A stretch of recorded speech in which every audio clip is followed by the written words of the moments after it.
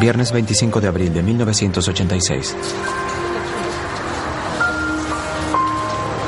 Es un hermoso día de primavera para los 43.000 habitantes de Pripyat, en Ucrania. Es un día que quedará grabado para siempre en sus memorias.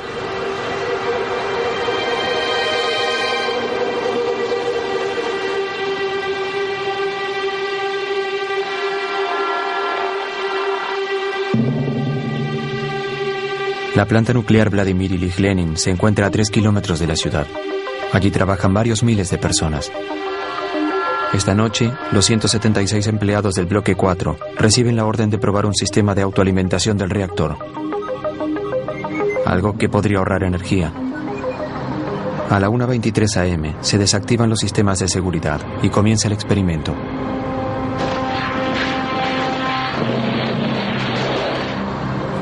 Se producen varias detonaciones en el centro del reactor. Mientras Pripyat duerme pacíficamente, el piso de la planta comienza a temblar.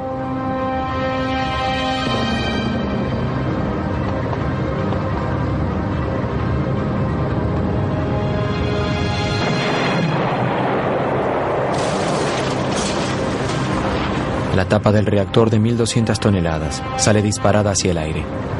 Una poderosa corriente de vapor radioactivo libera uranio y grafito a cientos de metros de la planta. Del enorme hoyo, una llama cargada de partículas radioactivas se dispara a 1.000 metros hacia el cielo.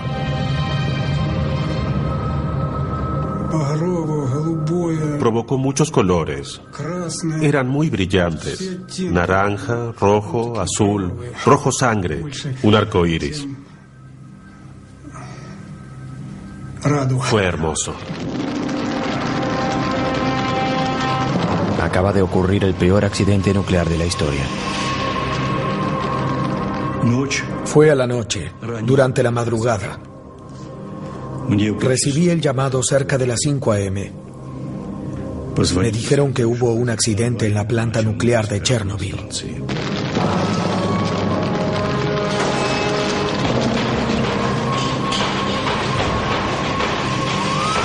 Los primeros bomberos luchan contra el fuego sin el equipo protector adecuado.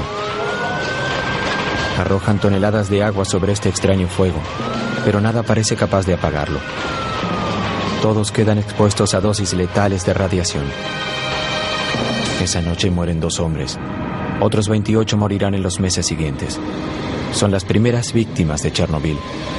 Nadie estaba preparado para una crisis así.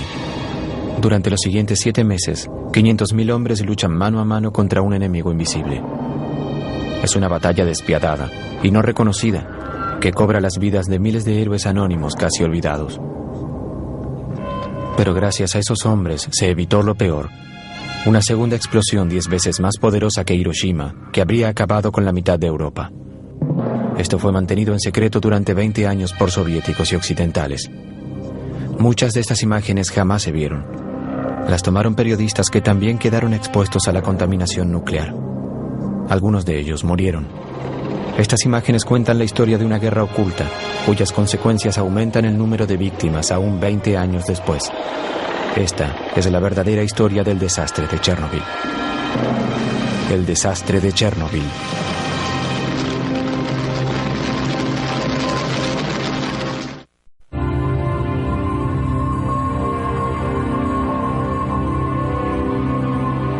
Chernobyl, 26 de abril de 1986. Temprano a la mañana las nubes se contaminan por las columnas radioactivas que se elevan 1.000 metros hacia el cielo.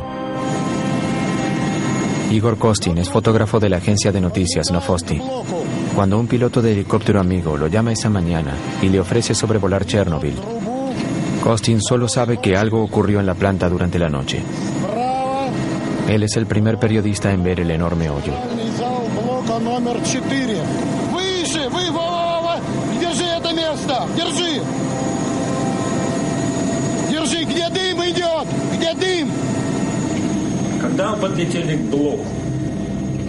Cuando llegamos cerca del bloque 4 y lo rodeamos,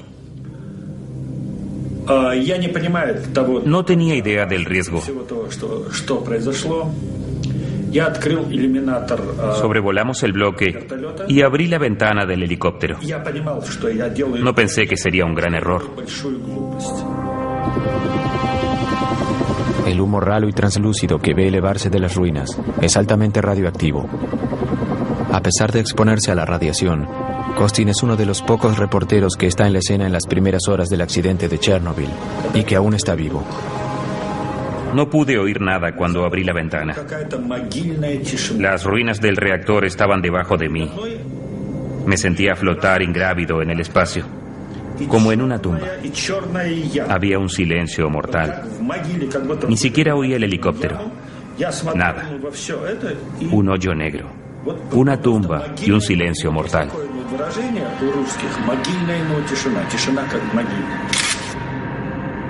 Esta foto es la primera imagen de la grieta. Al minuto todo mi equipo se atascó. No podía comprender qué pasaba. Pensé que me había quedado sin baterías. Solo logré tomar 12 fotografías. Al regresar a Kiev, procesé las imágenes y noté que los negativos estaban negros y los colores eran muy pobres. Entonces no lo sabía, pero las fotografías habían sido expuestas a la radioactividad. En el corazón del reactor, enterrado bajo 14 metros de escombros, el grafito que rodea el combustible nuclear arde y derrite el uranio. La lluvia radioactiva será 100 veces más grande que el poder combinado de las 2 bombas atómicas arrojadas sobre Hiroshima y Nagasaki.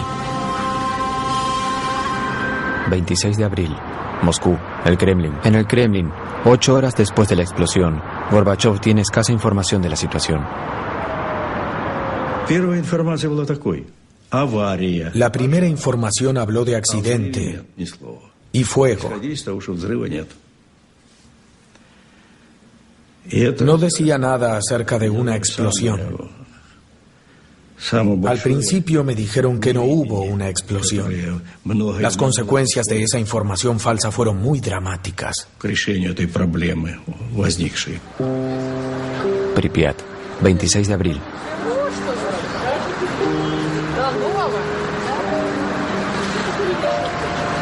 A 3 kilómetros de la planta, los 43.000 habitantes de Pripyat no saben nada del desastre. La vida continúa como siempre.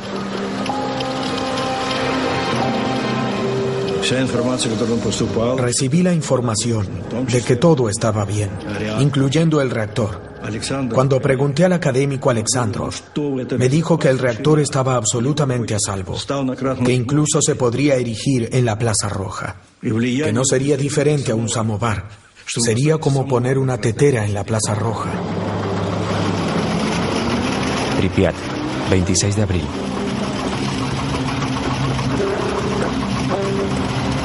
En Pripyat se rumorea que hubo un incendio con víctimas durante la noche en la planta, pero no hay información oficial. Los destellos blancos en las imágenes son consecuencia de la radioactividad en la película. La gente en las calles no reacciona ante los soldados enmascarados diseminados por la ciudad.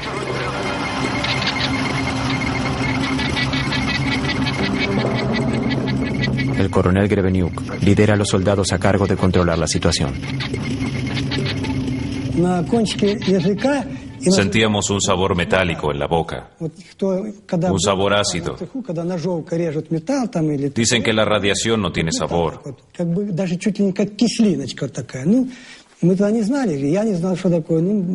Pero después descubrimos que era el sabor del yodo radioactivo.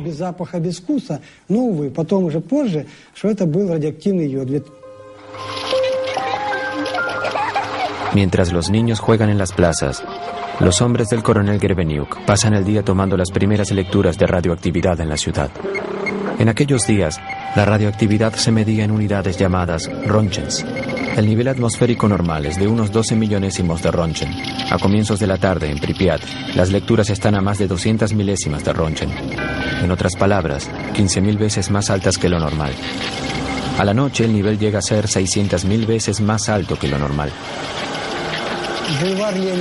Boulevard Lenin, 200. Boulevard Ucraina, 250 milirrogens.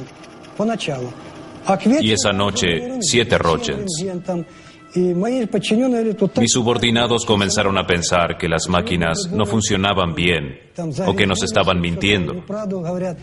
No sabíamos que el reactor continuaba ardiendo, diseminando radiación. Este mapa está sellado en plástico porque continúa siendo radioactivo.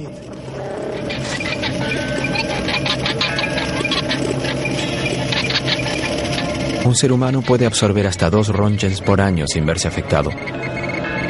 Pero el cuerpo se contamina letalmente si recibe más de 400 Roentgens. Durante ese primer día, los habitantes absorben más de 50 veces lo considerado una dosis inofensiva. A ese ritmo, alcanzarían la dosis letal en 4 días. Para comprender lo que sucede, el coronel envía una patrulla a tomar las primeras lecturas en la base de la planta.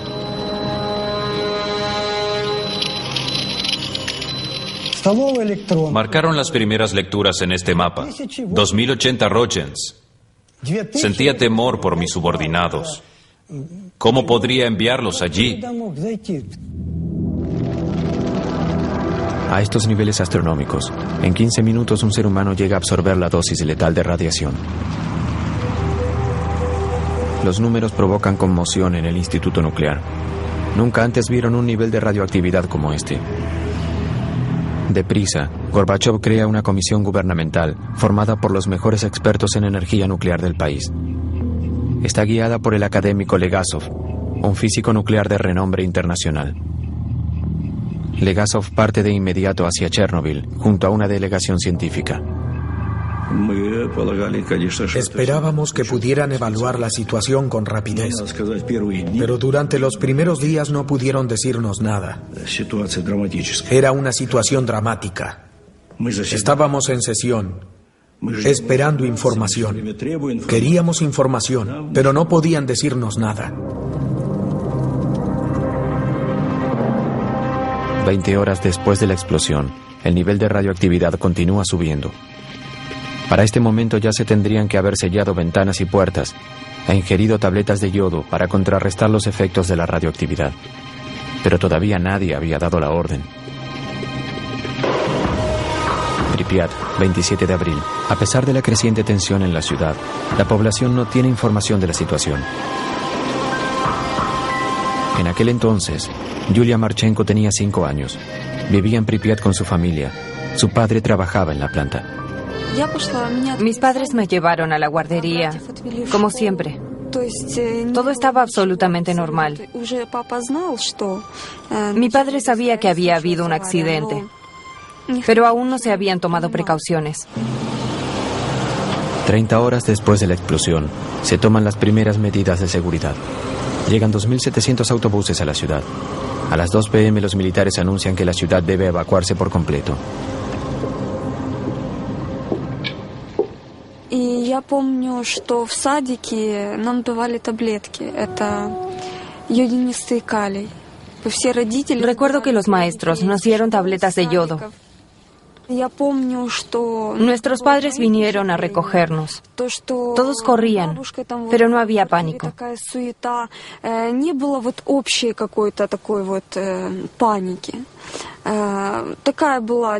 Pensamos que nos iríamos solo por 3 días.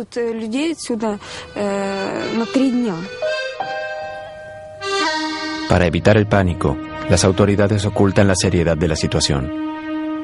Los pobladores tienen 2 horas para empacar sus pertenencias y reunirse frente a sus hogares.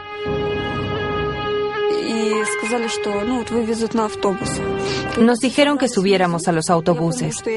Recuerdo perfectamente bien escoger los juguetes que llevaría. Tenía muchas muñecas y quería llevarlas a todas, pero no pude. Ni siquiera pudimos llevar ropa de abrigo.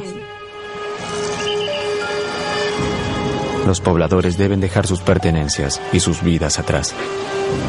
Jamás regresarán.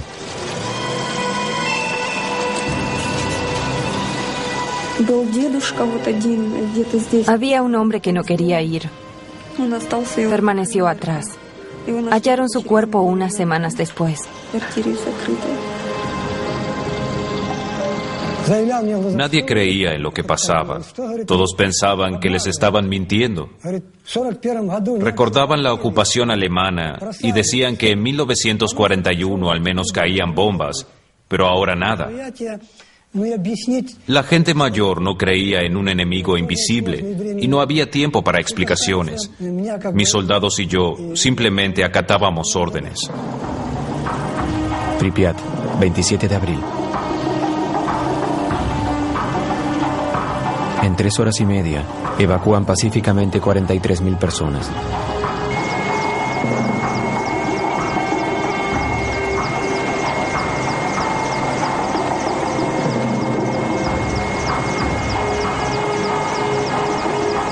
Los autobuses llevan los primeros refugiados atómicos de Europa. Estuvieron expuestos a altas dosis de radiación que alterarán la composición de su sangre y engendrarán cánceres fatales. Ну, как я нахожу, что, по-моему, скоро его отмоют. Скоро люди здесь будут жить. Ну, еще что вам сказать? Город должен жить. Красивый город. Вот я сейчас смотрю напротив стадион. Здесь должны дети играть. Ну, без риска, по-моему, нигде нельзя.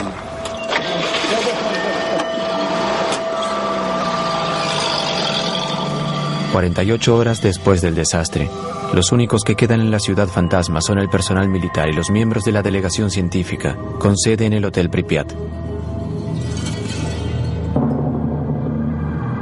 Como ignorando el peligro, comen, duermen y trabajan en el lugar. Eran personas íntegras, especialistas. Yo no podía creer que hicieran algo irresponsable o suicida. No, ellos subestimaron la situación. Nuestro antiguo criterio ya no servía. Ya había habido accidentes nucleares antes, tanto en nuestro país como en los Estados Unidos. Pero esa información se había mantenido en secreto. Jamás hubo un accidente de este alcance.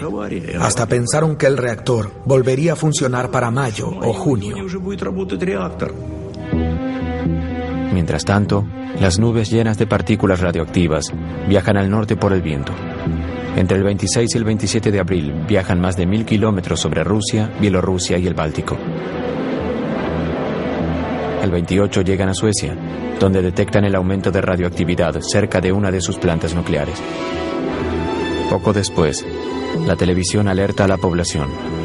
El polvo radioactivo de Chernobyl cae sobre Estocolmo. Las autoridades envían un escuadrón de aviones de caza a tomar lecturas en las nubes. El nivel de radioactividad sugiere que en algún lado hubo un gran accidente. 60 horas después del desastre, aún no se reporta ningún informe oficial fuera de la Unión Soviética. La ministra de Energía de Suecia llamó el lunes. Yo estaba en mi oficina en Viena. Me dijo que habían medido muy alta radioactividad cerca de nuestra planta en Forsmark, al este de Suecia. Concluyeron que provenía desde el exterior. Me preguntó si nosotros sabíamos algo.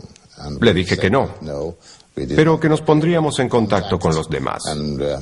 Nos contactamos con el polo, donde no sabían nada. Pensamos en otro lugar y nos contactamos con Rusia. ¿Qué pasó? ¿Una explosión? ¿Una nube radioactiva? ¿Contaminación grave? Fue Suecia quien nos alertó. 3 días después del accidente, mientras Gorbachov aún intenta reunir información, los satélites espías de América y Europa se orientan hacia la Unión Soviética y descubren las ruinas de la planta ucraniana. La visión térmica muestra claramente el humo que emana del enorme hoyo. En la noche de ese lunes 28, recibimos un mensaje del señor Petrosian, el director de la Comisión de Energía Atómica de Rusia, en donde nos informa del accidente. Al mismo tiempo, los rusos hacen pública la información al mundo. En el Politburó decidimos que era esencial que nos informaran todos los hechos de inmediato. Llamé a la KGB, les pedí que estuvieran al tanto de todo lo que sucedía allí y que reportaran las conversaciones que mantenían los científicos. Les pedí que me reportaran toda la información a mí personalmente. Tomó más de 48 horas obtener información precisa del desastre. 2 días durante los cuales los 43.000 habitantes de Pripyat se exponen a la contaminación. La crisis continúa creciendo.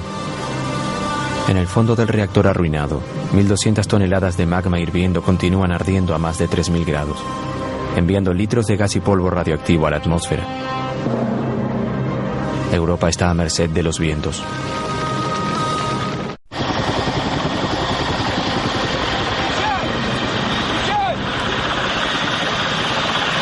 Chernobyl, 28 de abril.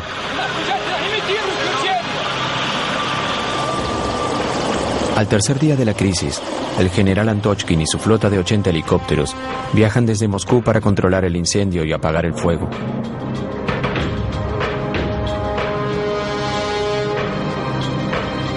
Al llegar, el general vuela 200 metros sobre el reactor. Debido al fuego, la temperatura a esa altura era de entre 120 y 180 grados centígrados. Nuestro procesador de información, el instrumento para medir la radiación, solo subió a 500 roentgens. La aguja había enloquecido. Estaba fuera de escala. Creo que a los 200 metros de altura había al menos 1000 roentgens. Aún a esa altura, media hora de exposición sería letal. La fuerte corriente de aire caliente radioactivo que emana del reactor hace imposible acercarse. Tendrán que improvisar una manera de cumplir con su objetivo.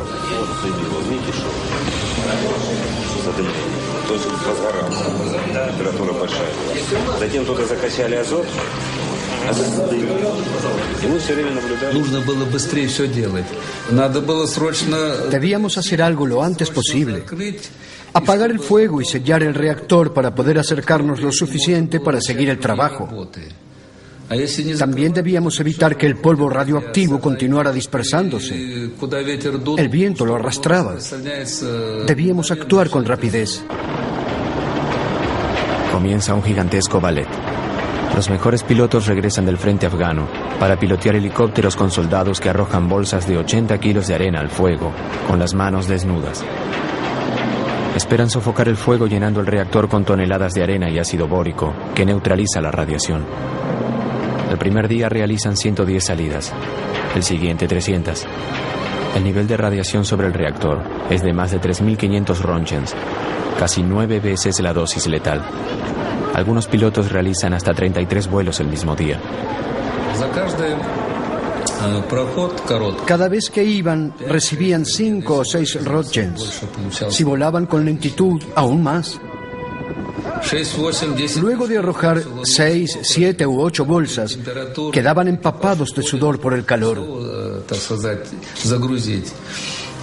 Luego de algunas misiones, mis soldados se lavaban y comían. Luego de un tiempo, comenzaban a vomitar.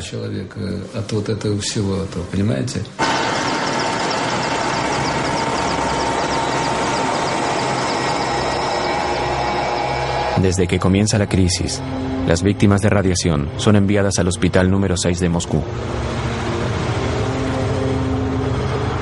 Tiene el único servicio del país que se especializa en enfermedades agudas por radiación y enfermedades ligadas a la exposición de altas dosis de radiación.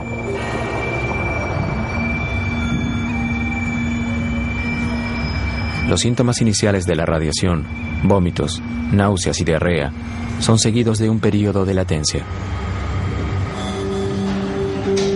Solo después aparecen síntomas fatales, como el deterioro de la médula ósea y horribles quemaduras que comen la carne hasta el hueso.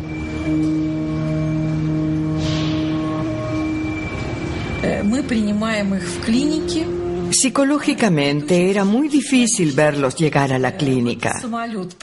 Los traían directamente del aeropuerto. Casi todos ellos eran jóvenes. Llegaban durante el período de latencia. Se sentían bien. Todos estaban vestidos igual, con el mismo pijama. Todos hacían bromas. Pero nosotros sabíamos que muchos de ellos morirían. 27 de ellos murieron muy rápido. Todos habían recibido enormes dosis de radiación y estaban sufriendo de quemaduras letales.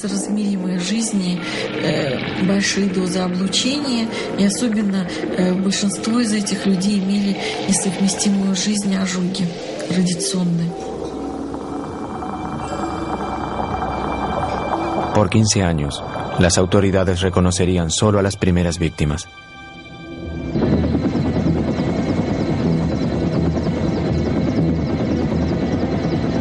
A 30 kilómetros al este de la planta, los árboles están quemados por la onda expansiva radioactiva de la explosión. Pero el área de desastre se extiende mucho más allá. Luego de la explosión, las partículas radioactivas llevadas por las nubes cayeron con las lluvias.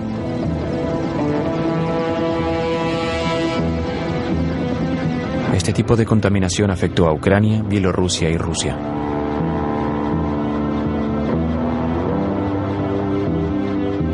El 1 de mayo el viento cambia y se contaminan zonas de Kiev, como podemos ver en este mapa dibujado según las lecturas tomadas por los hombres del coronel Grebenyuk. Las áreas más contaminadas aparecen en rojo y están rodeadas por áreas donde el nivel de radiación es normal. Pero la población sigue en la oscuridad. Solo se publica un reporte, un pequeño artículo en la página 3 del Pravda, que le quita importancia al accidente y dice que el peligro ya pasó. La situación empeoraba y todos actuábamos como si nada pasara. Continuábamos con las festividades del 1 de mayo, como si el país se rehusara a reconocer la situación. Ese fue el segundo error en el gran desastre de Chernobyl. 6 días después del accidente, a pesar de que el nivel de radiación supera en varios miles lo normal, las autoridades incitan a la gente a participar de las celebraciones del 1 de mayo, aún en zonas donde se sabía que había gran contaminación. Vi las festividades del 1 de mayo de 1986 con mis propios ojos. Estuve allí y presencié el desfile de la muerte. Fue un desfile de la muerte. Esas muertes fueron terribles.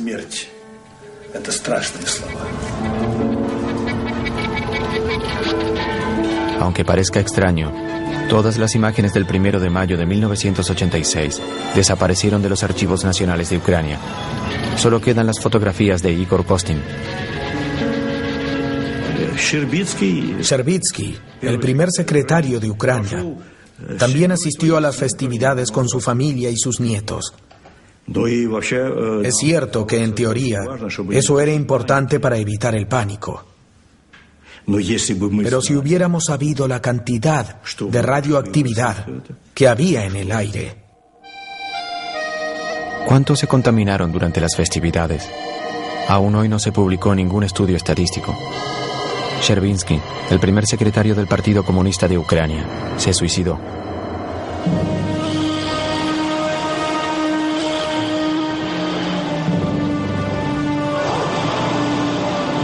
El éxodo continúa una semana después de la explosión.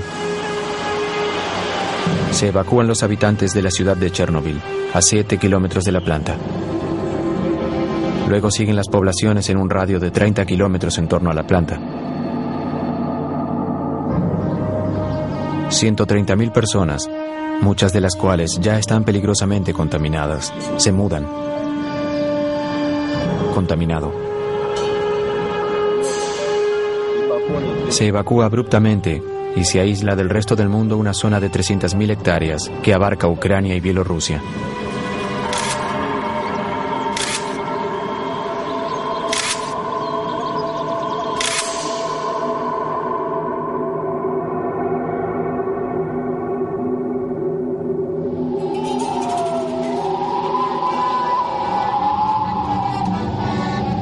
Una vasta zona desarraigada, toda una cultura despojada de su tierra, un mundo erradicado en unos pocos días por un enemigo invisible.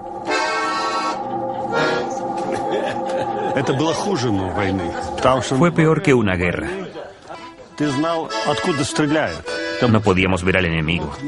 En una guerra es posible ver los cañones, las ametralladoras, los tanques. Aquí no ves nada.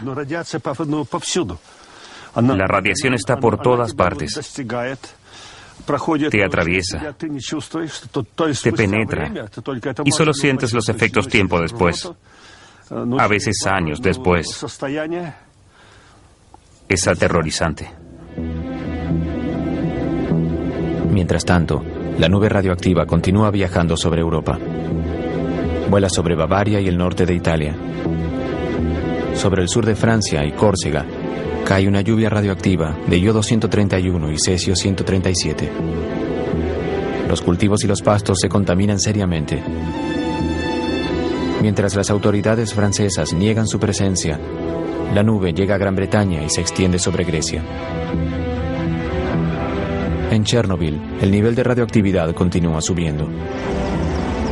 El hoyo se llenó con 6.000 toneladas de arena y ácido bórico.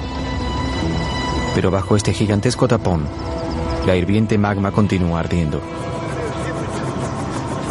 10 días luego del desastre, Gorbachov invita a Hans Blix, el director del poderoso Organismo Internacional para la Energía Atómica, a visitar el lugar. Blix es el primer experto y el primer occidental en visitar Chernobyl.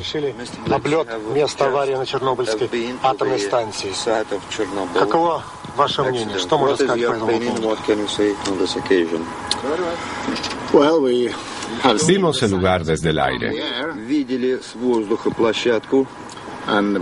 Advertimos que algo de humo emanaba de la parte dañada. Se hablaba mucho acerca del riesgo de una segunda explosión. Recuerdo que cuando estábamos en Moscú, llamó un amigo, un familiar de uno de mis expertos, y dijo que había rumores de que podría explotar un segundo reactor.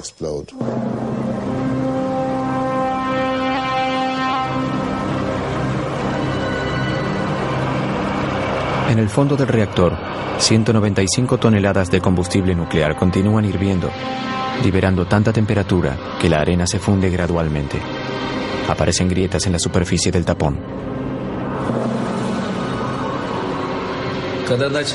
Una vez que tapamos el hoyo, comenzó a subir la temperatura. Sentimos miedo porque eso podía causar una segunda explosión. Era aterrador. Llegaron científicos para tomar lecturas. Estaban muy preocupados. Temían que se llegara a una temperatura crítica que causara una segunda explosión. Eso hubiera sido una tragedia terrible. El bloque de cemento bajo el corazón del reactor se calienta y corre el riesgo de quebrarse. El magma amenaza con filtrarse. El agua que los bomberos arrojaron durante las primeras horas del desastre se juntó bajo el bloque. Si el magma radioactivo entra en contacto con el agua, podría provocar una segunda explosión aún más devastadora que la primera. Se llama a los mayores expertos del país. Vasily Nesterenko era uno de ellos. En aquel entonces trabajaba para mejorar los misiles nucleares intercontinentales de la Unión Soviética. Si el calor lograba quebrar el bloque de cemento, 1.400 kilogramos de la mezcla de uranio y grafito entrarían en contacto con el agua y provocarían una nueva explosión.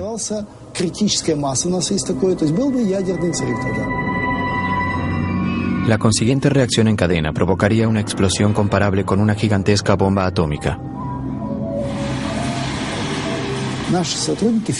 Nuestros expertos estudiaron la posibilidad y concluyeron que la explosión tendría una fuerza de 3 a 5 megatoneladas.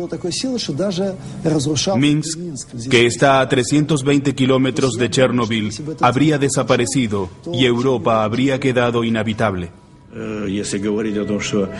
Debíamos detener el proceso. Si continuaba, sería un enorme desastre. Un enorme desastre nuclear.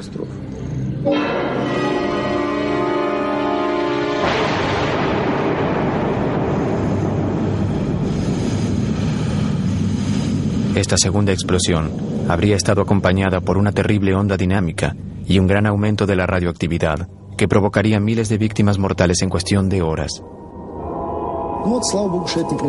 Gracias a Dios, eso no ocurrió. Había trenes con más de 1000 vagones en Minsk, Gomel y Kiev, listos para evacuar a la población. La situación es crítica. En Moscú, la Comisión de Estado declara 2 medidas de emergencia. Primero, envían un batallón de bomberos para drenar el agua bajo el reactor. Más tarde serán declarados héroes nacionales, pero sufrirán problemas por la radiación el resto de sus vidas. Segundo, sellan el abismo de manera más efectiva para bajar la temperatura de una vez por todas. En 2 días, los hombres del general Antochkin arrojan 2.400 toneladas de plomo en el reactor. En cuanto comenzamos a arrojar plomo, la temperatura bajó de inmediato. Se absorbió bien y selló el hoyo mientras se fundía. Así disminuíamos la radiación. Pero parte del plomo se funde cuando toca la llama y se evapora en la atmósfera. 20 años después, los niños enfermos de Chernobyl aún tienen rastros de él. En la actualidad es muy criticado, pero dada la situación, no había mejor solución. Y todos, militares o civiles, oficiales o no, trabajaron desinteresadamente. Yo participé de la primera etapa. Puedo asegurarles que fue algo que se debía hacer. Fue heroico. Durante esta operación, 600 pilotos se contaminan seriamente con la radiación. Todos mueren, pero sus esfuerzos son solo temporarios. A pesar de haber sido cubierto, el fuego continúa ardiendo. Sobrevolar en helicópteros no resuelve el problema. Deben acercarse más, descender a la grieta. ¿Pero cómo? Con la inminente amenaza de una segunda explosión, continúan las improvisadas medidas. Los planos de la planta revelan que se puede llegar a la zona activa a través de los túneles de cemento para cables y tuberías. Una delegación de técnicos del Instituto Kurchatov se aventura en el laberinto. Avanzar es difícil. Parte de los túneles colapsaron en la explosión.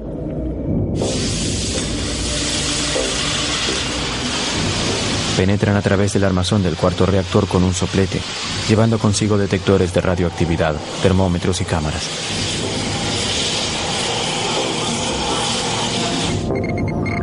El resultado es aterrorizante. Los niveles de radiación son astronómicos. Confirman sus peores temores. El hirviente magma quebró el bloque de cemento y se filtró hacia la cuenca vacía. Ahora amenaza con hundirse aún más. El riesgo de explosión era de un 5 a un 10%. Habíamos drenado el agua debajo del reactor, pero debíamos hacer algo urgente. Debíamos poner algo bajo el reactor para evitar que el magma siguiera filtrándose. Debíamos evitar que cayera. Nada evita que el magma se filtre aún más en el arenoso suelo.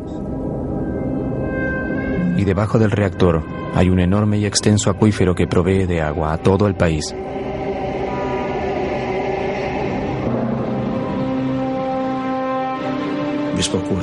Lo que más nos preocupaba era que se hundiera toda la masa y llegara al agua subterránea.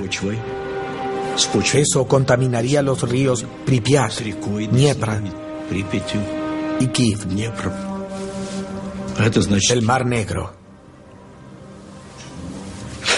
Era imperioso llegar a una solución. Se considera una nueva operación, pero implicará la pérdida de más vidas. El 12 de mayo de 1986, 17 días después de la explosión inicial, los mineros de Tula, a 1000 kilómetros de Chernobyl, reciben una visita desde el Kremlin. El viceministro de la industria minera. El ministro nos habló acerca del accidente en Chernobyl. Nos dijo que necesitaban mineros de nuestra región, la cuenca de Moscú. Nos dio 24 horas para reunir nuestras cosas. Al día siguiente nos llevaron en autobús desde la plaza hasta el aeropuerto de Moscú. El 13 de mayo nuestros camaradas ya trabajaban en Chernobyl.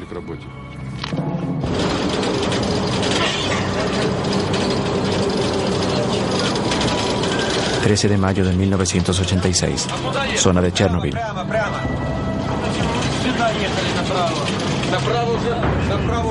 Su misión... llegar al reactor desde el único acceso posible... el subterráneo.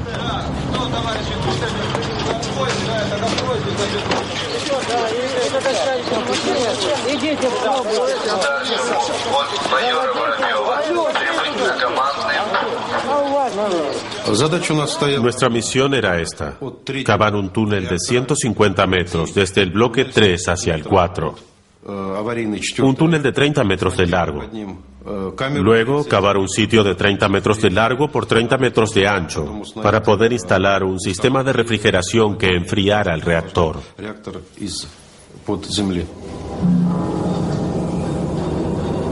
Para limitar la exposición a la radiación, los mineros cavan 12 metros hacia abajo antes de dirigirse hacia el reactor en llamas. Luego, cavan un espacio de 2 metros de alto y 30 metros de ancho para instalar un complejo sistema de enfriamiento a base de nitrógeno líquido.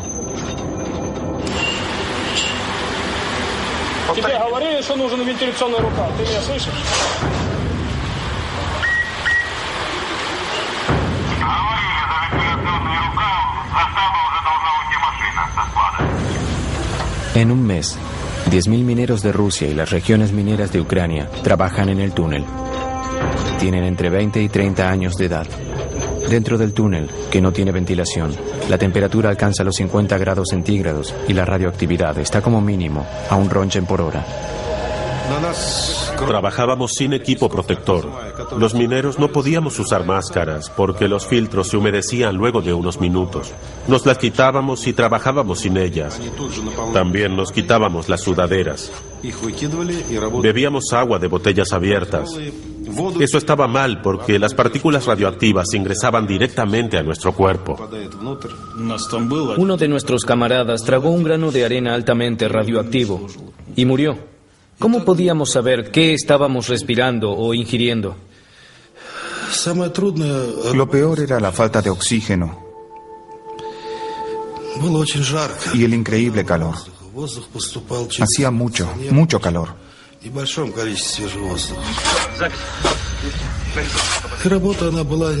Debíamos trabajar muy rápido, a un paso extremo, rápido, muy rápido. Eso fue lo peor. Vamos.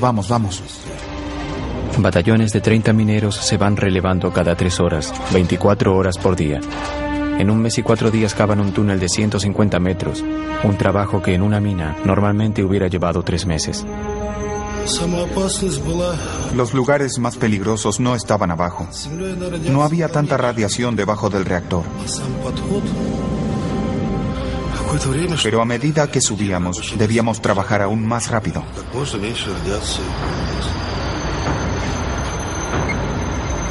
La radioactividad en la boca del túnel es 300 veces más alta.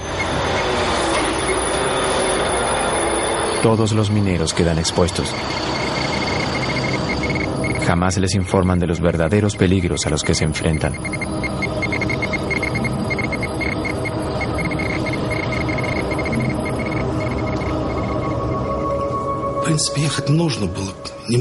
Alguien debía hacerlo. Nosotros o alguien más. Hicimos nuestro trabajo. ¿Debimos hacerlo? Es muy tarde para juzgar. No lo lamento.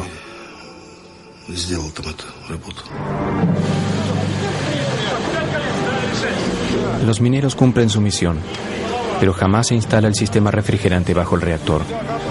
El espacio subterráneo finalmente se llena con cemento para solidificar la estructura.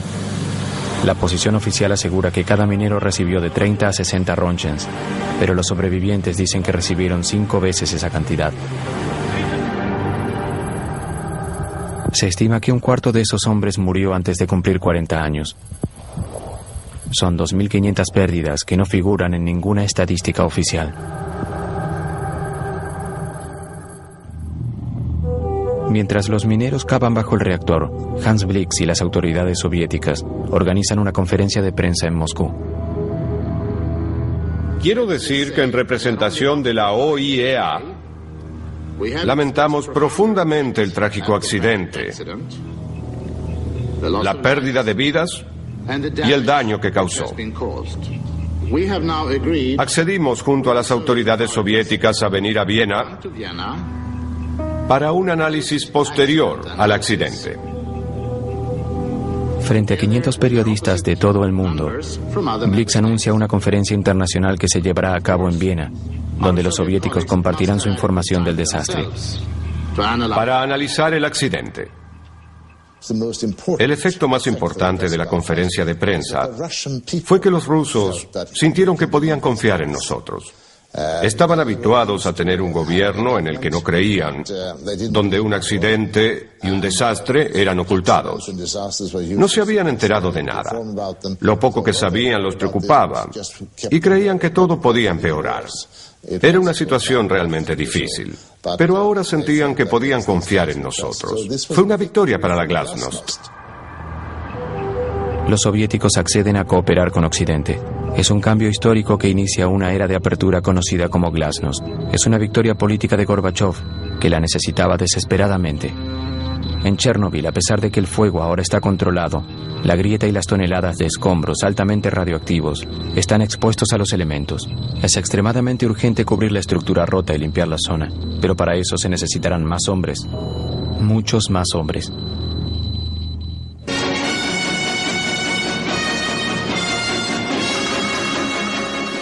Добрый вечер, товарищи. 18 días después del desastre, Gorbachov finalmente se dirige al pueblo soviético. Авария на Чернобыльской атомной электростанции. Она больно затронула советских людей, взволновала международную общественность. Мы впервые реально столкнулись с такой грозной силой, какой является ядерная энергия, вышедшая из-под контроля. Вся работа, по сути, ведется круглосуточно. Задействованы научные, технические, экономические возможности всей страны.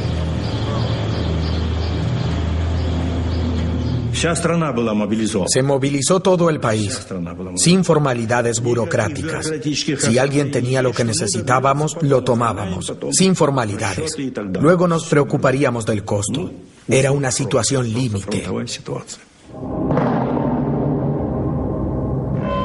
El general Nikolai Tarakanov comanda las tropas terrestres. En un año pasaron 100.000 soldados y oficiales por Chernobyl. Todos eran reservistas. Fueron convocados por el gobierno superior de su ciudad y enviados al frente.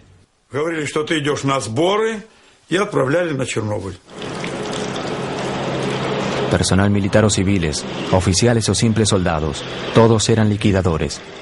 Una palabra inventada para la batalla de Chernobyl.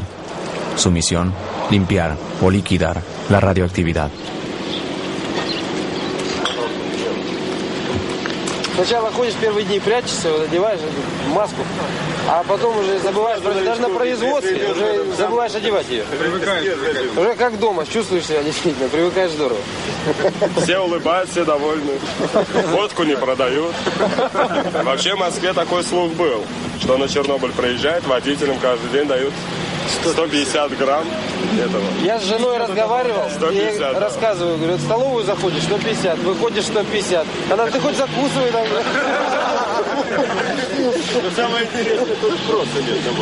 Шагу не ступить, говорю. Igor Kostin fue uno de los 5 reporteros de guerra autorizados por el Kremlin para cubrir la batalla.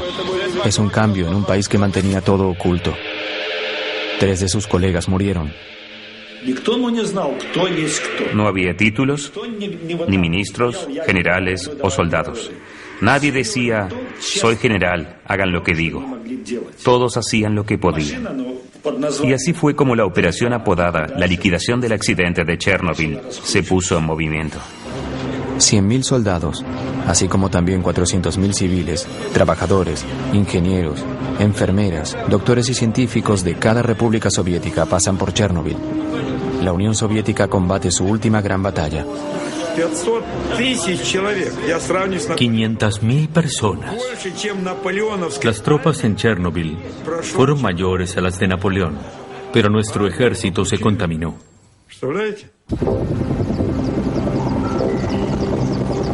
Desde el cielo, los helicópteros arrojan toneladas de un líquido pegajoso, denominado burba, una mezcla coagulable que decanta el polvo radioactivo en el suelo.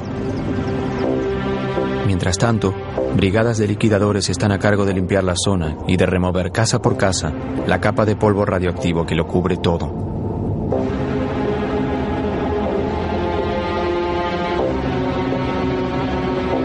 Создавались специальные бригады охотников. Se formaron escuadrones de caza especiales. Patrullaban el campo y los bosques con rifles. Mataban perros y gatos.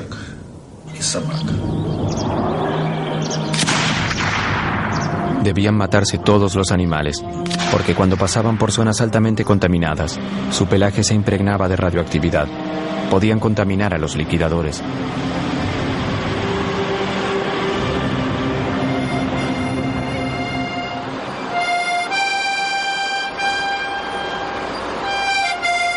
Se evacúan las últimas poblaciones con habitantes de la zona. Se derriban una a una las casas y se entierran. Por las noches, los camiones, las máquinas y los hombres están cubiertos de polvo radioactivo.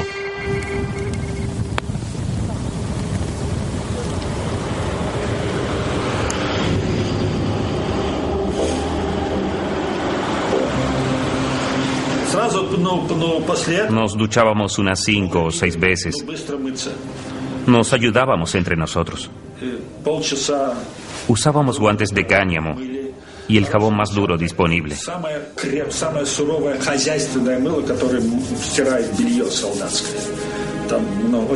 Nos frotábamos.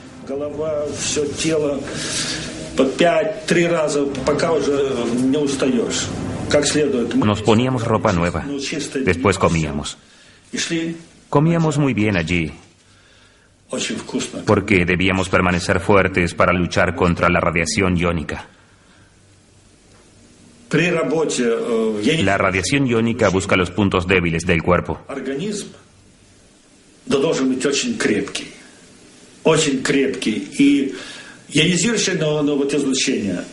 Así halla la forma de penetrar y te destruye.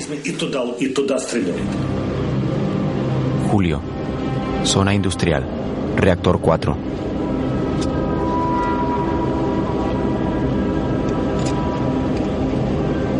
En torno a la planta se origina una enorme operación.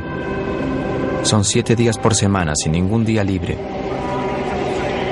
Se trasladan 300.000 metros cúbicos de tierra contaminada a hoyos enormes que luego se cubren con cemento.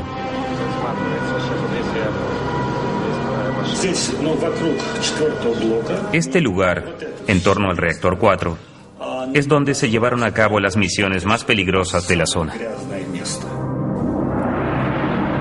8 semanas después de la explosión, los liquidadores abordan el corazón del problema. Para neutralizar el desecho tóxico a largo plazo y evitar que continúe diseminándose, todo el reactor accidentado debe ser aislado. Lev Borchakov es uno de los ingenieros que diseña la enorme estructura que cubrirá por completo el reactor 4. Un sarcófago de acero y concreto de 170 metros de largo y 66 metros de alto.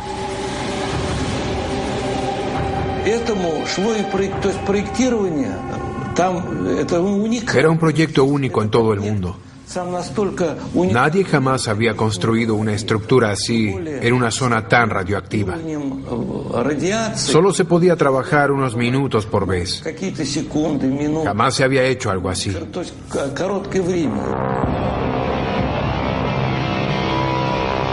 Es un enorme desafío. ¿Cómo se puede construir una estructura monumental en un lugar donde los humanos pueden trabajar solo unos minutos o incluso unos segundos por vez? Esta situación completamente nueva requiere más improvisación de los liquidadores. Se arriesgan más vidas.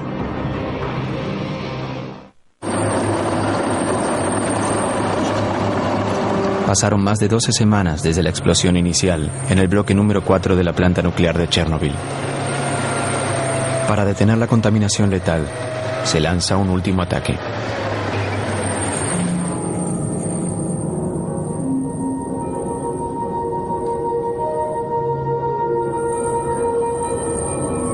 La radioactividad es tan alta en este sector que solo se pueden enviar máquinas controladas a distancia.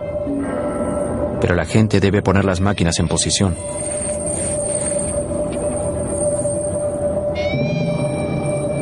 Los trabajadores solo pueden permanecer unos minutos para evitar recibir una dosis fatal de radiación.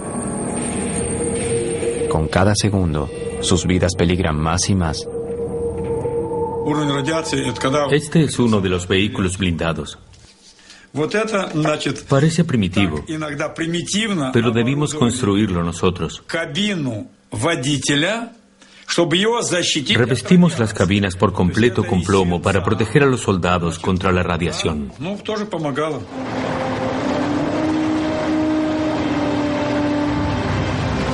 Cada pieza metálica de la estructura se fabricaba a veces a cientos de kilómetros de distancia y luego se traía de a una para ensamblarlas en el lugar.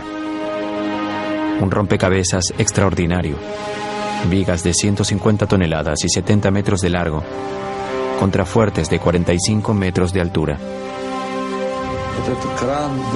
Esa es la grúa de Mach 4000. Miren el tamaño de esta grúa. No podíamos trabajar mucho tiempo en el lugar. No podíamos equivocarnos. El más leve error de cálculo y hubiera sido imposible encajar las distintas partes.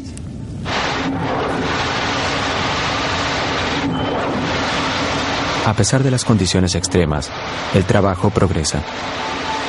Se usan 100.000 metros cúbicos de cemento para hacer la estructura.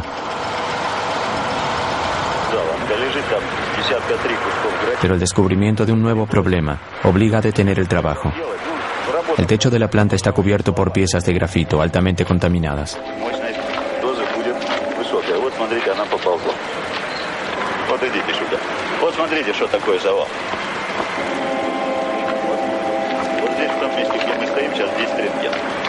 Это будет примерно 1000. Вот около вот этого колпака примерно 200. Все, пойдемте. На сегодня хватит нам. Выходим, пойдемте. И ты тоже выходи оттуда. Estas piezas de grafito envolvían varas de uranio. Fueron arrojadas del reactor durante la explosión. Una sola pieza despide suficiente radioactividad como para matar a un hombre en menos de una hora. Deben deshacerse de ellas antes de continuar con la construcción.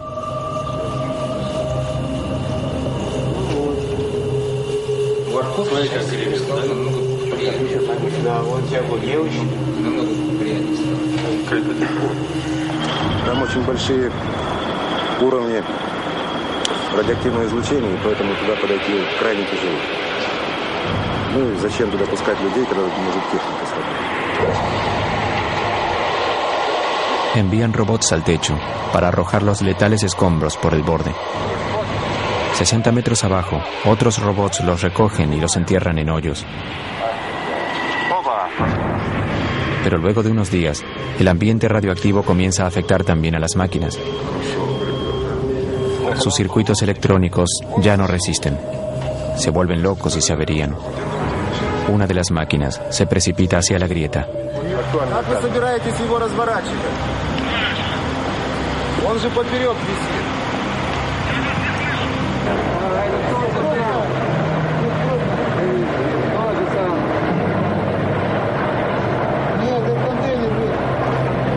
En el techo, las máquinas robóticas ya no son una opción. Los hombres deberán reemplazarlas. Soldados rusos, apodados biorobots para la ocasión. Este batallón de jóvenes reservistas se prepara para subir al techo del reactor número 3 por primera vez. Tienen entre 20 y 30 años de edad. Todos ellos son reservistas convocados para la batalla más peligrosa y letal de Chernobyl.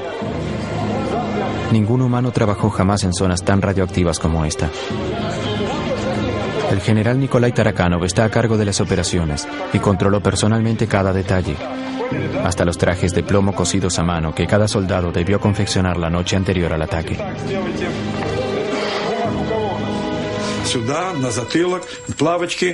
El frente, la espalda, las botas, todo estaba cubierto de plomo.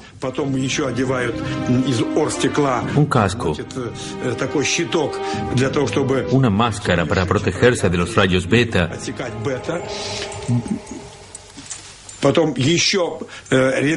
y un delantal especial. Doble capa de protección en las manos. Todo el uniforme pesaba de 26 a 30 kilogramos.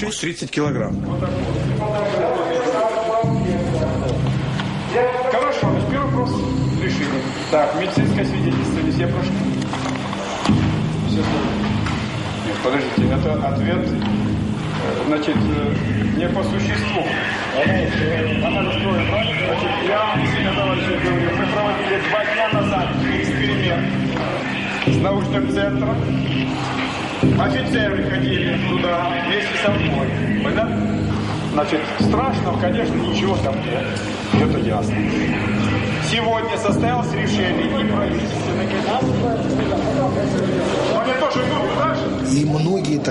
Obviamente algunos no querían ir, pero debieron hacerlo. Eran reservistas. Debieron ir. Yo no lo dudé. Debía hacer mi trabajo. ¿Quién más lo haría por mí? ¿Quién limpiaría este desastre para que la radioactividad no se diseminara por todo el mundo? Alguien tenía que hacerlo. 2 semanas y media de infierno. Pero el infierno duraba 2 o 3 minutos para cada soldado. A veces solo 40 segundos cuando el nivel era demasiado alto. Nos cuidábamos de calcular bien el tiempo para salvar la mayor cantidad de vidas posible.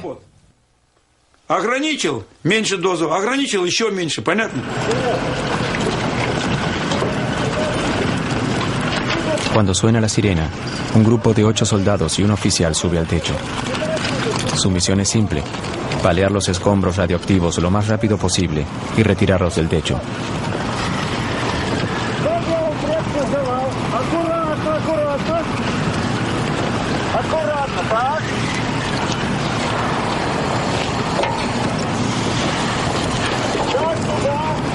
Según los cálculos del general Tarakanov, el nivel de radioactividad, estimado en 7000 Roentgens por hora, solo permite estar 45 segundos en el techo. El tiempo suficiente para un par de paladas.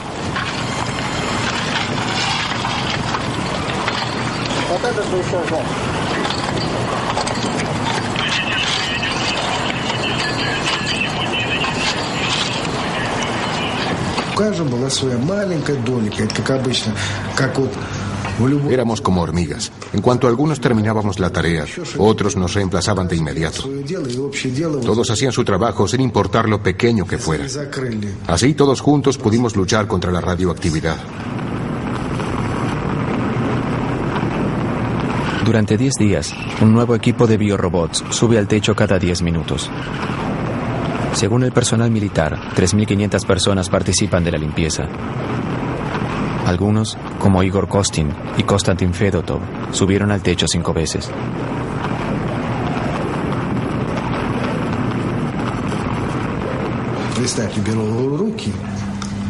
Sosteníamos piezas de 1.500 Roentgens. Luego de un día de trabajo, las manos dolían y no podíamos cerrarlas.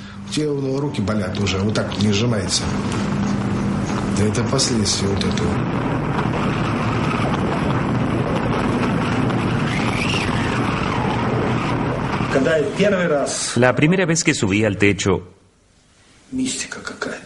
me conmovió el ambiente místico que había.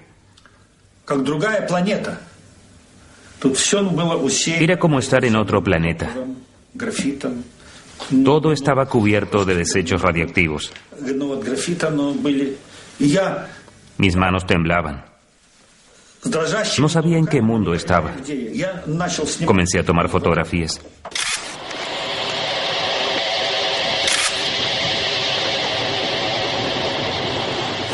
Si miran bien, pueden ver los rastros de la radiación en la película. Yo sostenía la cámara así, y esto se elevaba del piso así. Los ojos dolían y sentíamos un sabor metálico en la boca. Eran los dos síntomas. Una vez que sentías eso, sabías que habías recibido más que la dosis. No podías sentir los dientes. En la boca sentías el sabor del plomo.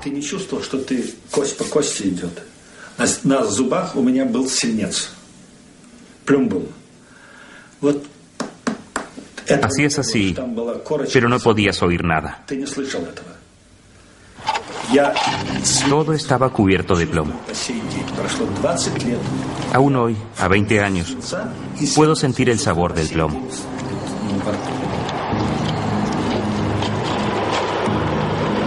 Miles de ellos descubrirán que este sabor peculiar significa que el enemigo invisible está atacando. Porque mientras estos biorobots sacrifican su vida en el techo de la planta, la limpieza continúa en la zona de 30 kilómetros, 24 horas por día, llueva o haya sol.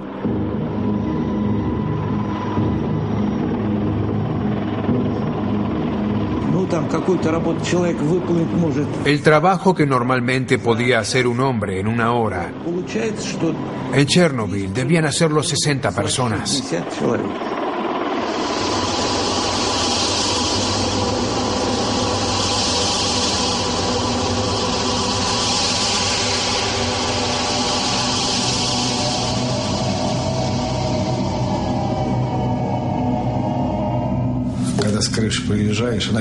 Cuando bajábamos del techo, parecía que unos vampiros habían succionado nuestra sangre. Estábamos débiles, no podíamos movernos. Algunos tenían hemorragias nasales. Los bomberos estaban en el lugar. Si alguien tenía una hemorragia nasal, lo enviaban al hospital. Si se desmayaba, lo enviaban a su casa. Pero todos queríamos resistir.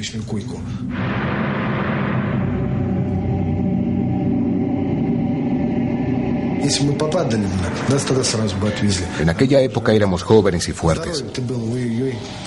Nuestra salud está mal. Perdimos todo.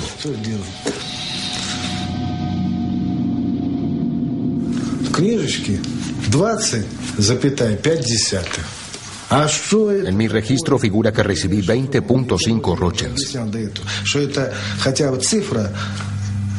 ¿Qué significa eso? Ese número es muchas veces más bajo que la dosis real.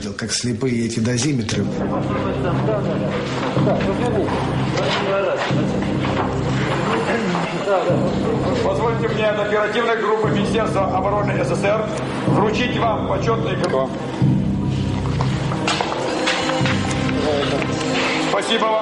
Como recompensa, cada soldado recibe un certificado de liquidador del ejército y un bono de 100 rublos, el equivalente actual a $100.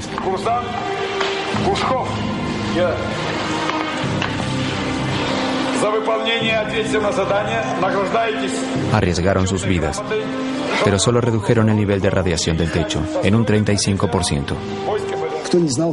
Cuando enviaron a todas esas personas al techo, nadie conocía con exactitud el nivel de la radiación. Ahora sabemos que estaba entre 10.000 y 12.000 Roentgens por hora. Con ese nivel de radioactividad, no tendrían que haber enviado a nadie. 7 meses después de la explosión, la zona está limpia y se completó el sarcófago. 500.000 personas, militares y civiles, participaron de la operación. Dije a la comisión que por haber enfrentado esos niveles de radioactividad,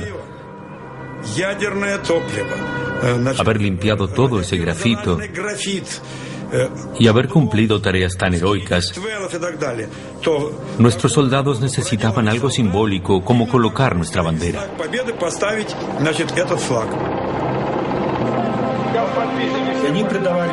Colocar allí nuestra bandera fue como colocar la bandera en el Reichstag. Cuando el Ejército Rojo conquistó el fascismo, para ellos, la bandera fue el símbolo de su triunfo sobre la radioactividad.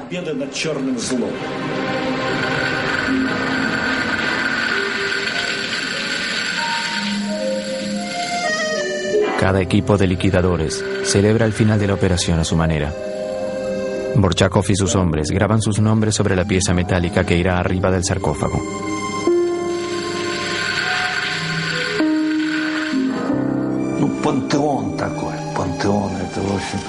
Nuestro sarcófago es un panteón, una tumba, un mausoleo. Nuestro segundo mausoleo. Luego de eso ya no construimos más plantas nucleares.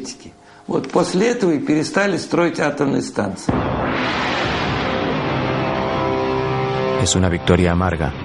El país jamás se recobrará.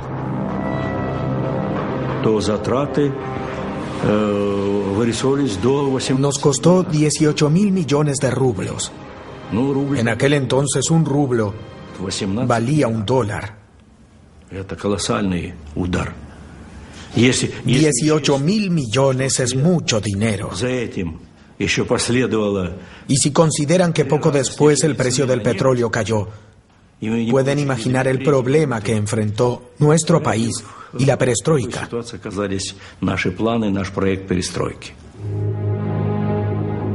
Caen las primeras nevadas sobre Chernobyl. Para las autoridades, esto demuestra que el sarcófago es hermético. Al menos por 30 años, según sus predicciones. Los liquidadores regresaron a casa. Los reactores 1, 2 y 3 están en actividad. La primera batalla de Chernobyl culminó con una victoria que anuncia el final de la Unión Soviética. Pero para muchos, también marca el comienzo de una guerra que, 20 años después, aún no terminó. 20 años después, Pripyat continúa siendo una ciudad fantasma. Yulia, junto a Igor Kostin, desea ver el apartamento donde vivió con su familia hasta el fatídico día de la evacuación. Al contrario de lo que les dijeron, ningún habitante del lugar pudo regresar a vivir a los desiertos edificios.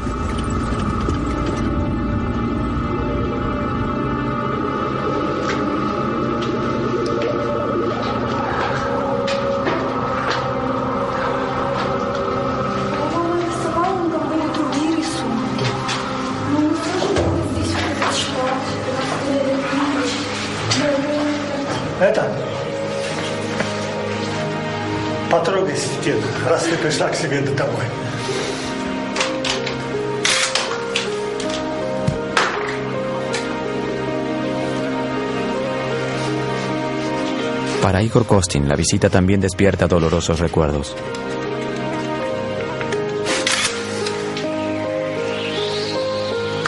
Durante los 7 meses que pasó cubriendo la batalla, quedó fatalmente expuesto a la radiación. Desde entonces debió ser hospitalizado durante 2 meses cada año.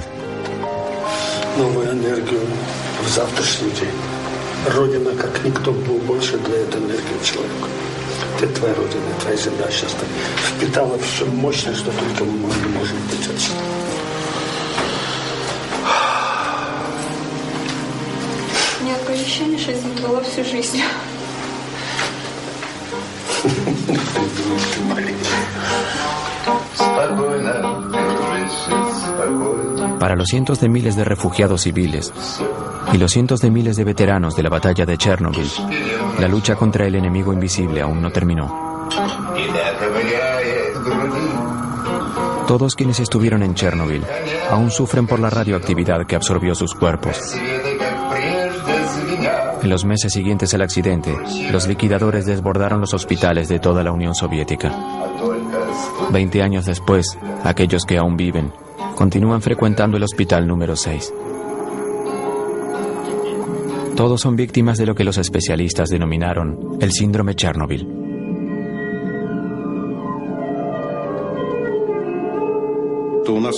Todos tenemos muchos síntomas. En el corazón, el estómago, el hígado, los riñones, en el sistema nervioso. Nuestros cuerpos quedaron muy afectados por los cambios metabólicos causados por la radiación y la exposición química. Cuando los liquidadores regresan a sus casas, están exhaustos, incapaces de retomar su vida cotidiana.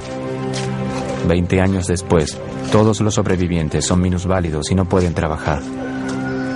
Las autoridades parecen ignorar su situación apremiante y recortan su subsidio social.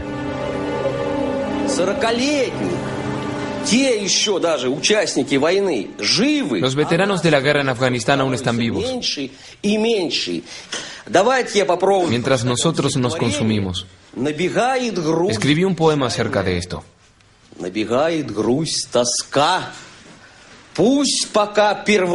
Me inunda la tristeza, la nostalgia y la angustia. Como una bala en la sien. Nada se detiene. La madre implora a Dios en secreto que le perdone su vida. Estos hombres no tenían siquiera 30 años cuando lucharon contra el átomo. Actualmente los sobrevivientes aún no cumplieron los 50, aunque luchan como ancianos para sobrevivir.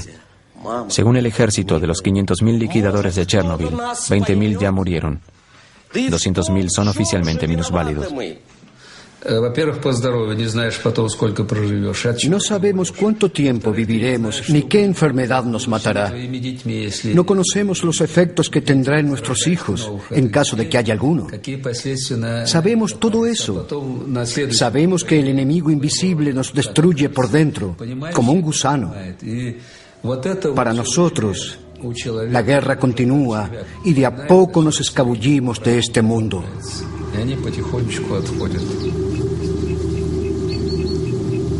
Pero durante 2 décadas, oficialmente solo se atribuyeron 59 muertes al desastre de Chernobyl.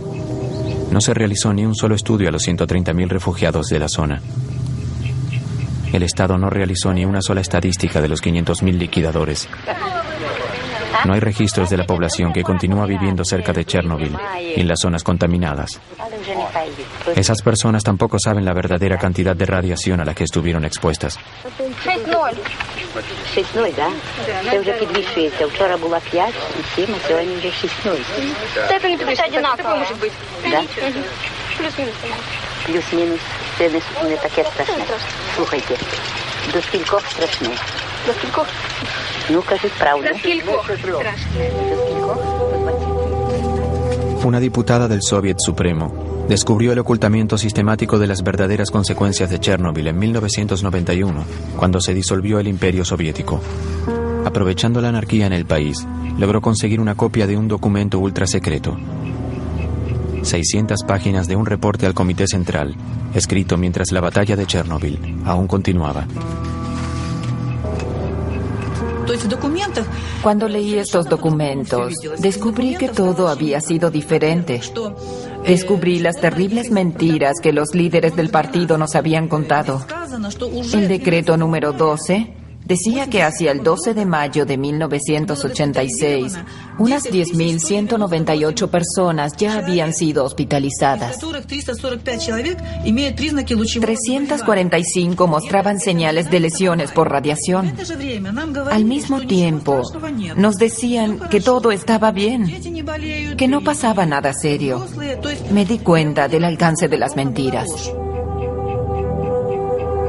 Según Ala, otro párrafo revela que las autoridades habían cambiado arbitrariamente los valores, multiplicando por 5 lo que se consideraba la dosis aceptable de radiación para el cuerpo humano. De pronto, cuando elevaron el valor, la gente se curó milagrosamente. Les daban de alta en el hospital y los enviaban a sus casas. Fue criminal. La tendencia a manipular los números no fue algo privativo de los soviéticos. A fines de agosto de 1986 se llevó a cabo la primera conferencia internacional para evaluar Chernobyl a puertas cerradas. Estaba presidida por Hans Blix. Ningún periodista u observador pudo entrar al anfiteatro. La delegación rusa estuvo guiada por Legasov, el hombre que había estado a cargo de la comisión gubernamental durante el desastre de Chernobyl. Cuando le encargamos la preparación del reporte para la OIEA, le dimos la tarea de reportar todo. Redactó un reporte muy detallado que puso a todos en estado de shock. Legasov habló por 3 horas. Su reporte concluyó que en las décadas siguientes se esperaban unas 40.000 muertes por cáncer causadas por Chernobyl. El mundo occidental directamente se rehusó a aceptar este cálculo. Esto generó una negociación entre Oriente y Occidente. Estos son cálculos teóricos basados en el modelo de Hiroshima. Ante tanta actividad radioactiva, como en el caso de Hiroshima, a largo plazo morirá un número de personas. Si el índice sube, las muertes también aumentan. Es un cálculo. No es algo exacto. No es empírico. Otra vez, los números eran sorprendentemente flexibles. Cuando terminó la conferencia, la gente ya no hablaba de 40.000 muertes, sino de 4.000 muertes probables. Unos 20 años después, en septiembre de 2005, este número se convirtió en la cifra oficial de muertes del desastre. Los más acérrimos oponentes de la política soviética de transparencia fueron los franceses, que hasta llegaron a negar que la nube radioactiva había pasado por sobre su país. Est-ce qu'on a constaté quelque chose au-dessus de la France? Non, parce que les vents ne vont pas dans cette direction-là. Les vents tournent dans le sens inverse des aiguilles d'une montre. Il n'y a pas lieu du tout de s'inquiéter. C'est sans aucun danger pour la santé publique. 20 años después, en Francia y en especial en Córcega, se reportan casos de cáncer de tiroides de la misma naturaleza y gravedad que los de las regiones cercanas a Chernobyl. El elemento más peligroso que salió del reactor de Chernobyl no fue ni el cesio ni el plutonio, sino la mentira. La mentira del 86, así es como yo la llamo. Una mentira que se propagó como la radioactividad por todo el país y el mundo entero. El 27 de abril de 1988, segundo aniversario del desastre, el académico Legasov, que había trabajado tanto para revelar la verdad, decide terminar con su vida.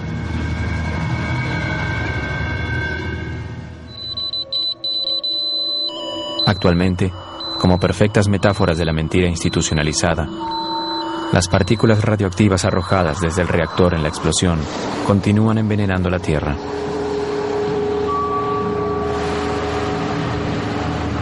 Veinte años después del desastre, la zona de Chernobyl sigue siendo inhabitable.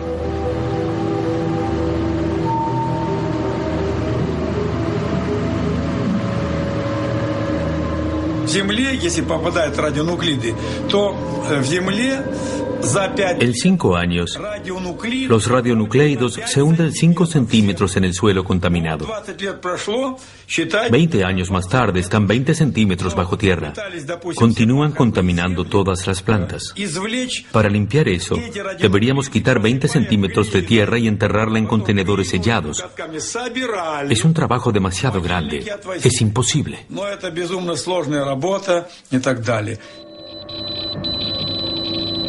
Actualmente, 8 millones de personas viven en zonas contaminadas de Ucrania, Rusia y en especial Bielorrusia.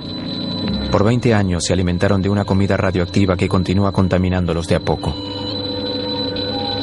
Este tema, planteado en 1986 por la delegación soviética en la conferencia de Viena, se ignoró sistemáticamente. 1.152 niños fueron operados de cáncer de tiroides entre 1986 y 2002 en el centro especializado de Minsk. ¿Cuántos más en otras ciudades? Aún no se publicó ninguna estadística global.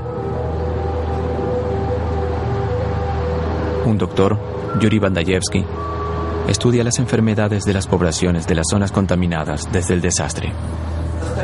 Cuando publicó sus descubrimientos en 1996, fue condenado de inmediato. Arrestado y sentenciado oficialmente por corrupción, pasó los siguientes 5 años en prisión. En noviembre de 2005, continuaba bajo arresto domiciliario. Miren qué pasa si la madre se contamina con cesio durante el embarazo. Miren cuántas deformaciones en una sola familia. Labio leporino, falta de ojos, cráneos deformes. Estos embriones son de hámsters alimentados solo con pasto contaminado de la región de Gómez. El resultado, toda una camada de animales deformes. Me horrorizó la cantidad de embriones deformes desarrollados en animales que habían comido alimento contaminado con cesio. En 2 semanas obtuve un horrible número de deformaciones. En general, cuando uno encuentra un monstruo, lo describe. Todos conocemos el Museo Kunstkamera de Pedro el Grande en San Petersburgo. Francamente, yo podía crear la cantidad de monstruos que quisiera.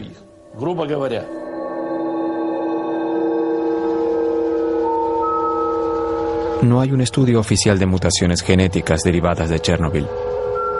A pesar de los miles de abortos producidos en los meses posteriores al desastre, hay cientos de niños que sufren los efectos de la radiación. Las deformaciones que vemos entre estos niños son similares a las de los hámsters de Bandayevsky.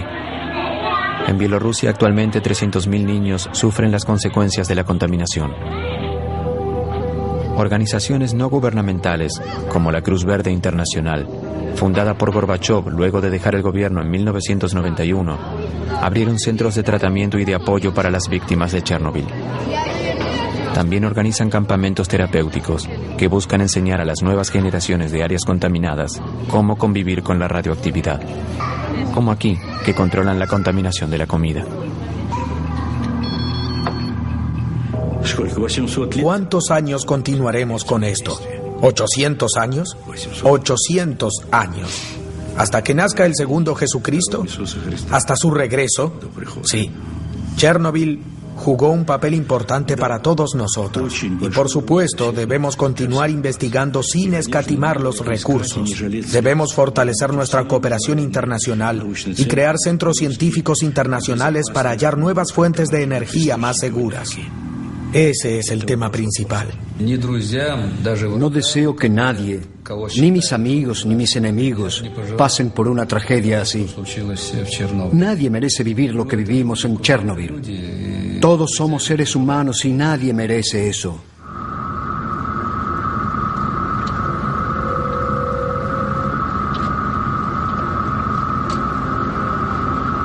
En el corazón de la zona, a 10 kilómetros de la planta nuclear y oculto en el bosque, está Chernobyl 2.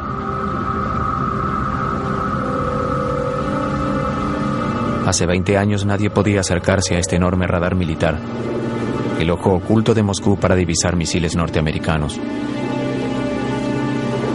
El hecho de que haya sido puesto fuera de servicio luego de la explosión coincide con lo que el accidente de Chernobyl pareció presagiar. Usar armas es algo terrible.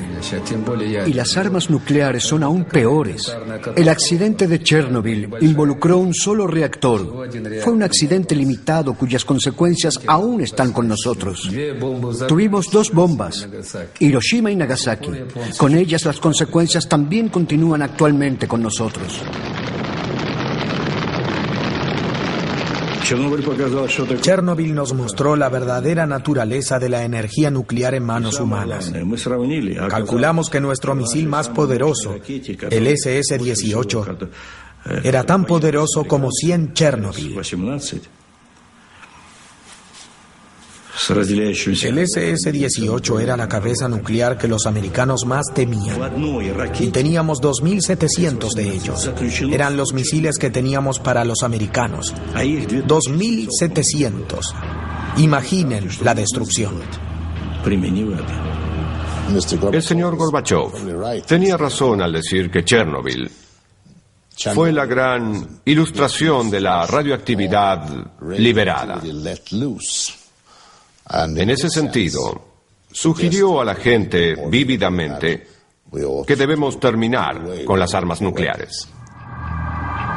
1 año y medio después de Chernobyl, Mikhail Gorbachov quitó todas las cabezas nucleares soviéticas con un alcance de 500 a 5.000 kilómetros. 10 años después, Se ratificó el tratado de prohibición completa de los ensayos en todo el mundo, a excepción de la India. Chernobyl marcó el comienzo del desarme de los mayores rivales nucleares del mundo.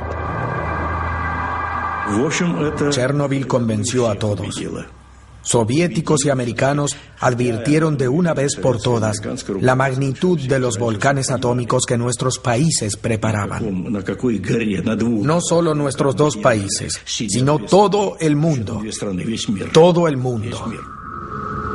20 años después, el desastre de Chernobyl y sus lecciones parecen desaparecer de la memoria. Mientras tanto, bajo el envejecido sarcófago del reactor número 4, el veneno sigue siendo letal.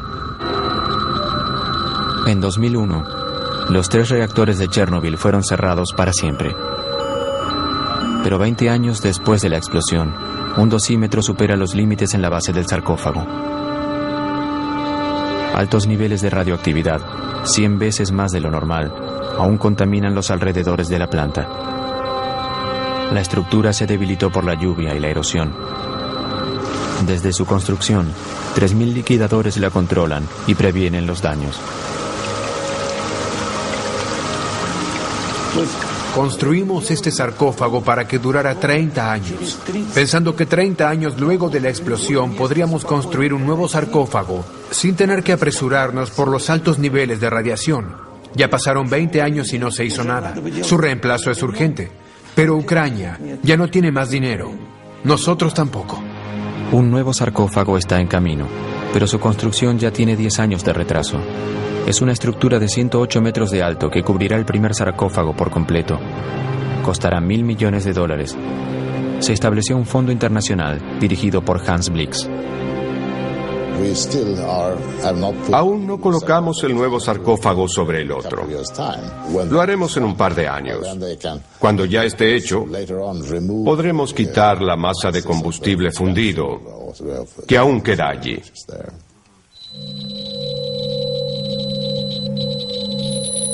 «20 años después de la explosión, el magma frío del corazón del reactor, a 14 metros bajo tierra, continúa siendo una gran amenaza. Y continuará siéndolo por muchos años más.